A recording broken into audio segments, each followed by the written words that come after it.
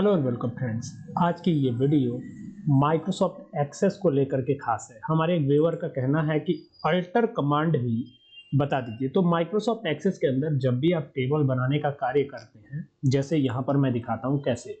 ये देखिए, यहाँ पर मैं टाइप करता हूँ माइक्रोसॉफ्ट एक्सेस है और मैं यहाँ पर 2007 ही ओपन करूंगा। ठीक है, अब इसमें हमारे पास पहले से कोई बनी बनाई टेबल होगी, उसको हम ओपन करेंगे। जैसे यहाँ पर आप देख सकते हैं, ये प्रोडक्ट टी नाम से एक टेबल बनी हुई है। अब देखते हैं, इसको ओपन करते हैं। तो इसमें बहुत सारी जो है प्रोडक्ट्स के नेम लिखे हुए हैं। यहाँ पे देखिए, जैसे माउस है, एसएसडी है, कीबोर्ड है और उसकी प्राइस भी लिखी हुई है और उसका टोटल प्राइस हमें कैलकुलेट करना है और डिस्काउंट भी दिया गया है। तो ये पुरानी टेबल है जिसका नाम है प्रोडक्ट टी। ठीक है, अब अगर हम इसमें कोई और भी चीज ऐड करना चाहते हैं तो हम अल्टर कमांड का यूज कर सकते हैं, या डिलीट भी करना चाहते हैं तो भी हम अल्टर कमांड का यूज कर सकते हैं। ठीक है, डिलीट टेबल की ड्रॉप कह सकते हैं। ठीक है, तो अल्टर कमांड बेसिकली इसीलिए यूज होता है। ठीक है ना, अब कैसे यूज करना है, क्या क्या करना है वो देखने वाले हैं। ठीक है, तो चलिए ये देखते हैं इसको। इसके अंदर हम एक फील्ड ऐड करने वाले हैं। जैसे आप यहाँ पे देख सकते हैं, आईडी है, नेम ऑफ प्रोडक्ट है, प्राइस है, क्वांटिटी है, टोटल प्राइस है, डिस्काउंट है। तो क्यों ना एक और फील्ड इसमें ऐड कर दिया जाए। ठीक है, एक और फील्ड क्या ऐड करेंगे।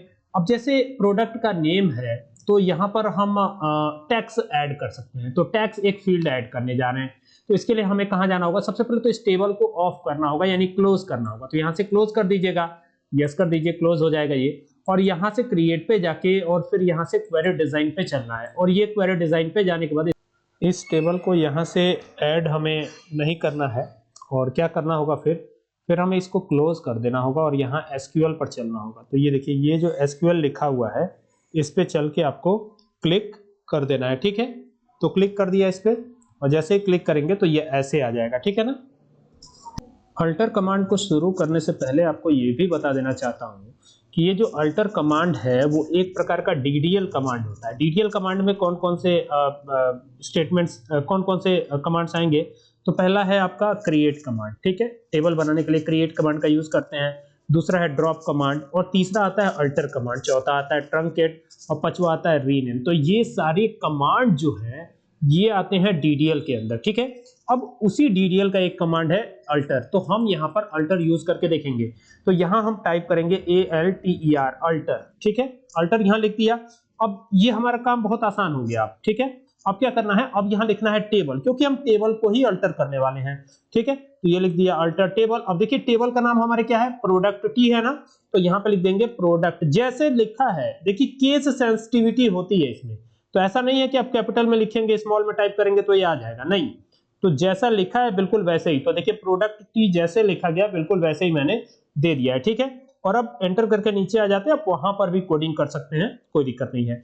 यहाँ पर एक फील्ड ऐड कर रहा हूं, तो यहाँ पे ऐड का यूज करेंगे। अब जैसे क्या ऐड करना था हमें, जैसे हमें ऐड करना था टैक्स, तो यहाँ पे टैक्स से लिख दिया। अब टैक्स का डेटा टाइप भी बताना पड़ेगा कि टैक्स का डेटा टाइप क्या है। ठीक है, तो यहाँ पर टैक्स का डेटा टाइप मैं रख देता हूँ फ्लोट। फ्लोट जो है बेसिकली डेसिमल वैल्यूज कंटेन करने का कार्य करता है। जैसे अगर मैं बोलूं कि कोई डेसिमल नंबर लिखिए, यानी कोई पॉइंट वाला नंबर लिखिए, तो आप क्या करेंगे, कुछ भी 1.5, 2.5, 0.22 ऐसा कुछ भी लिखेंगे ना।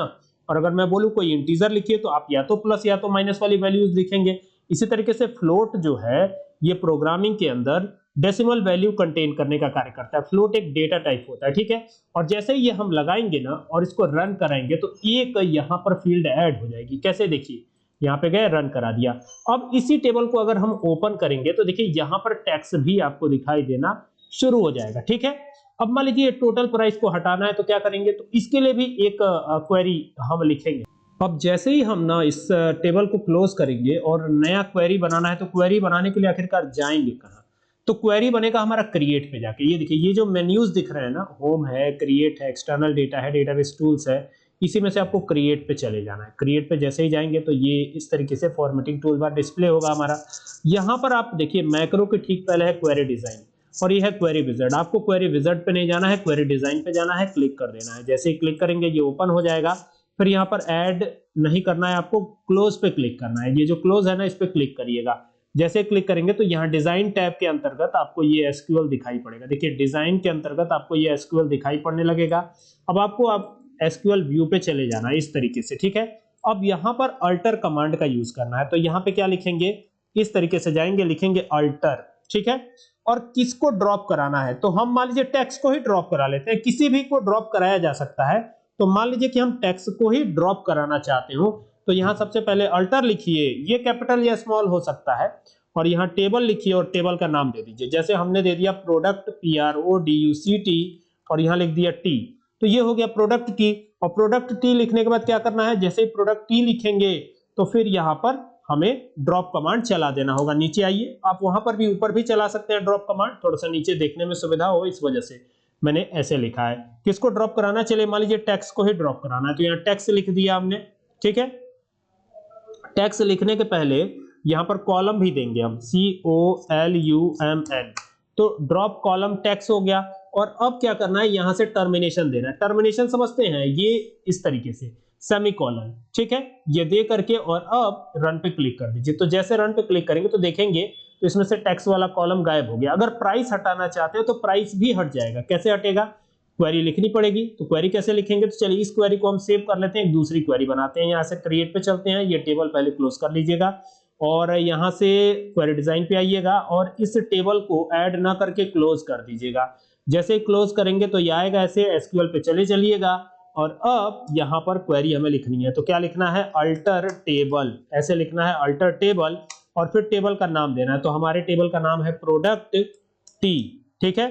तो ये हो गया प्रोडक्ट टी और एंटर करेंगे और एंटर करके जैसे ही नीचे आते हैं तो यहाँ पर क्या आएगा, यहाँ पर आएगा drop DROP column COLUMN, drop column. फिर कॉलम का नेम हम देंगे, तो कॉलम का नेम क्या है हमारे, तो जैसे मान लीजिए हमको प्राइस को ही ड्रॉप कराना है, तो ये लिख दिया प्राइस, ठीक है। तो ये ऐसे आपको लिख देना है और यहाँ से टर्मिनेट करना है, यानी सेमीकोलन दे देना है। और अब इसको रन कराने की बारी है। तो यहाँ डिजाइन पे जाके ये रन का बटन दिखेगा, आपको क्लिक कर दीजिएगा। जैसे क्लिक करेंगे तो आप देखेंगे कि इसमें से प्राइस भी गायब हो गया है, ठीक है।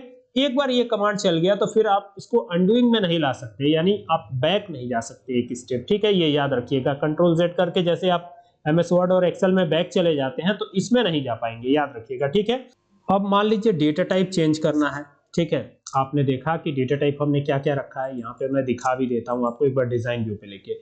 ये देखिए नेम ऑफ प्रोडक्ट का डेटा टाइप टेक्स्ट रखा है हमने, ठीक है।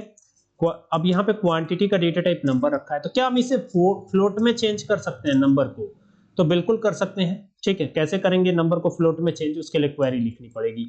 तो यहाँ पे हम आ जाएंगे, क्वेरी नंबर 3 ले लेते हैं, ये यहाँ पे आ गए। सबसे पहले लिखिएगा अल्टर, फिर लिखिएगा टेबल, फिर टेबल का नाम आएगा जैसे कि हमने लिखा है। और फिर यहाँ पर क्या करना है आपको, यहाँ पर सिंपली आपको लिखना है अल्टर कॉलम। क्या लिखना है, अल्टर कॉलम, यहाँ पे दे दीजिएगा अल्टर कॉलम, अल्टर, और आगे कॉलम लिख ही दिया है मैंने। कौन से कॉलम को अल्टर करना है, उस कॉलम का नेम, ठीक है, नेम दे दिया और उसका डेटा टाइप, ठीक है। जैसे मान लीजिए नेम ऑफ प्रोडक्ट को अल्टर नहीं करना है हमें किसको अल्टर करना है, किसी और को करना है। जैसे मान लीजिए हम क्वांटिटी को करना चाहते हैं, तो क्वांटिटी हमने कैसे लिखा है ये भी देखने वाली बात है। देखिए Q और TY स्मॉल में है, ठीक है ना, तो हमें भी यही करना है। यहाँ पे Q लिखा हमने और TY लिख दिया, ये स्मॉल में रहेगा, ठीक है। और इसके बाद क्या करना है, जैसे ही स्मॉल में लिखेंगे ना, तो यहाँ पे अब डेटा टाइप भी इसका बताएंगे। तो यहाँ पे हम फ्लोट रख देते हैं, डेटा टाइप ये फ्लोट हो गया और यहाँ टर्मिनेट किया और यहाँ से अब हम इसको चलाएंगे। तो ये क्लोज हो गया और क्लोज होने के बाद यहाँ से डिजाइन पे गए और यहाँ से इसे रन करा दिया। तो रन कराएंगे तो आप देखेंगे कि यहाँ पर इसका डेटा टाइप बदल जाएगा क्वांटिटी का। आप देखिए इसमें अगर हम जाएंगे तो पॉइंट में भी वैल्यूज एंटर कर पाएंगे। देखिए यहाँ पे 6.7, हालांकि माउस 6.7 तो सेल नहीं होगा, लेकिन यहाँ पे इसका डेटा टाइप चेंज हो गया। मैंने कहने का मतलब यही है, ठीक है। उम्मीद करता हूँ बात आपको समझ में आ गई होगी।